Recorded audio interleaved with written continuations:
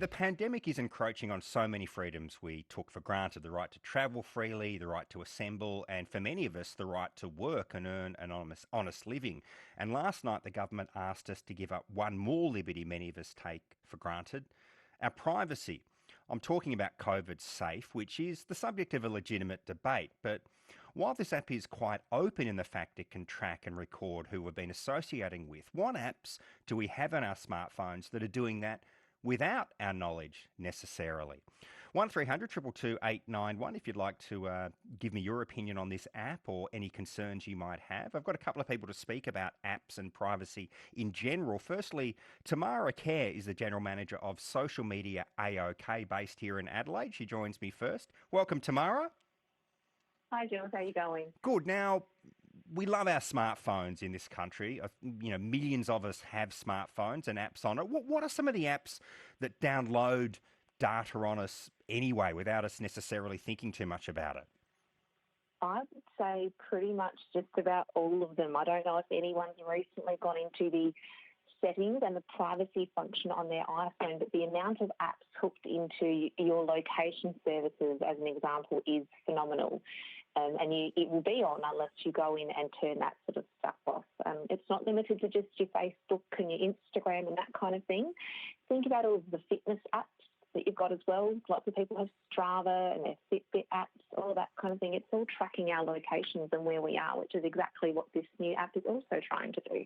And I guess some apps, we happily give up our locations, like any rideshare app. And I'm guessing that when I use Apple Pay, that's logging where I've bought something from, not as well as what I've bought. Absolutely. And I think, many of us don't think about when we're swiping and we're doing things, but Flybys is another great example. The amount of data that is collected when we scan our Flybys to get those loyalty reward points is phenomenal. It's where we shop, when we shop, what we bought, how much we bought, all the different specials that we took advantage of. But I think for a lot of us, it's the risk versus reward thing. We're happy to give away that data because we get our Flybys points, or, we're allowed to check in on Facebook and that kind of thing. And to get rid of location services, Tamara, do you have to go into your settings on your smartphone and turn it off app by app, or can you turn it off just in general? You can go in and turn it off app by app, and you can also, certainly on the iPhone, select for a lot of apps that you might only want location services to work when you're using the app. So Uber would be a great example of that, where when we're using it, we kind of want it to know where we are so the driver can come and find us. But you can go in and turn that off app by app. And it's really good to have a look at that sort of data and work out, well, why does that app need to know where I am all the time? And Tamara, when you upload pictures on Facebook, unless you hit a setting, Facebook will actually log and publish where that picture is taken. It can do if you have your location services turned on Facebook, yes. So compared to the COVID Safe app, are these apps consuming more data or about the same? I personally would suggest that they're consuming more data. There are, pixels and tracking codes hidden in the back of all of the websites that we visit, which constantly build this online profile of who we are, what we do, what we read, what we click on, what we forward.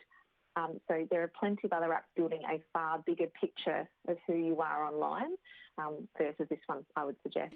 And Tamara, not sure if you want to share this with the audience, but have you downloaded it, or will you, as someone who works in the area? Look, I probably will. I haven't yet. But in my personal opinion, as I said before, it's a risk versus reward thing. And I'm sure there are plenty of people out there like me that kind of want to go back to a little bit of normal. There are some perks to working from home, mind you, but I wouldn't mind going back to normal. And if we can download this app and that might help us to get back to a bit more normal, a bit more quick, then I'm happy to do that. I'm also joined by David Batch. He's a Deloitte privacy lead partner, and they do a big annual survey on mobility and especially smartphones and how we use them. He joins me. Welcome, David. Hi, Jules. How are you? Good. Well, when you've done surveys like this, let's talk about the last one you did in 2019. How passionate are Australians about their privacy when it comes to using their mobile phones and apps on it? It's an interesting question. There's actually a little bit of a disconnect between, I think, aspirational behaviour and real behaviour.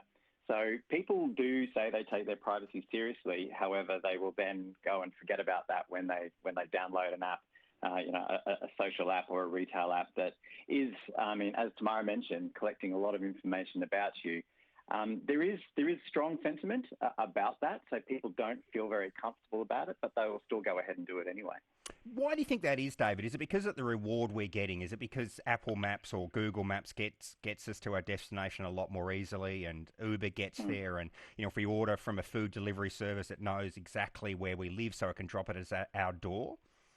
Well, look, I actually think there's two reasons why. I think, firstly, people aren't fully educated on just how much information is being collected and processed about them. And if they were, they might think twice about it. So they're not taking the opportunity to educate themselves. Not that the brands make it easy, mind you. Secondly, it'll be about, people want that actual outcome. They want that reward in exchange for having the app on their phone. So I think those two things operating in concert is what's driving behaviour generally. Many people are texting in, David, because this app has been given to Amazon. That's a concern. Do you think that's a valid reason not to download it? Look, I think that's one of the least valid reasons, to be honest. Amazon AWS as a platform, they host information for governments around the world, really, really important, sensitive information. So it's more of a platform, and it's really down to whoever's controlling the information on the platform as to whether or not you should be concerned. That's my personal view. So it's around the security settings and the processing behaviours of the party that's collecting the information that should be more the focus.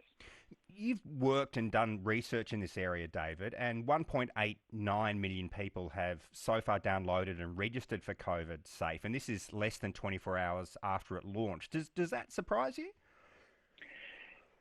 It does and it doesn't. I think there's some interesting dynamics happening with this one. So I think people perhaps have a bit more of a social conscience in this regard, and they can understand the rewards and the health benefits. That there has been very robust discussion around this particular app, and people, I think, do understand the benefits largely. I think the government need to do perhaps a little bit more work making people understand what protections are there to actually protect their privacy. And look, I think they're pretty solid. The only thing I think that is just a little bit lacking is more information around when the data that will be uploaded, if somebody uploads their data, when that will be destroyed, because unfortunately the Health Department's response to Recommendation 15 of the Privacy Impact Assessment says that it will be at the end of the pandemic, which I think perhaps might be a little bit long. Other than that, I can't really see too many issues with the privacy protections that they're employing. People are texting in, David, and this is probably an important distinction, saying that Facebook and Uber, they're not owned by the government and they can't arrest you. People have used the example of the 3 journalists that have been charged, by the federal police. That's probably where the crux of it comes down to, isn't it? I think so. So, if you look at Facebook and Google and the big digital companies, they have an immense amount of power, but it's nothing in comparison to the state. And, the state can take your liberty away from you. They cannot. I think that's why we probably assign a higher level of accountability to them, just because of the sheer power they have over our every aspect of our lives. And I think that's appropriate. I think that's exactly what we should be doing. David Batch, thank you for your company this afternoon. I'll end on Tamara Kerr, who's the General Manager of Social Media AOK. Tamara, are you surprised by the fact that almost 2 million of us have downloaded it in less than 24 hours? Is that something you would have predicted? No, I was a little bit up in the air with how it would have gone, but I think when I woke up this morning and I turned the news on, the reports were saying there was 1 million, and I think that it's going to be a bit of that snowball effect. And I'm certainly this afternoon seeing in my Facebook feed, I do spend a lot of time on Facebook given that we work on it, and I'm seeing a lot of people posting, just download the app, let's get on with this, come on guys, let's do it. So I think it'll be a bit of social influencing from people around us, and I think more people will be getting on board. Tamara, thank you for your time as well. My pleasure, thank you.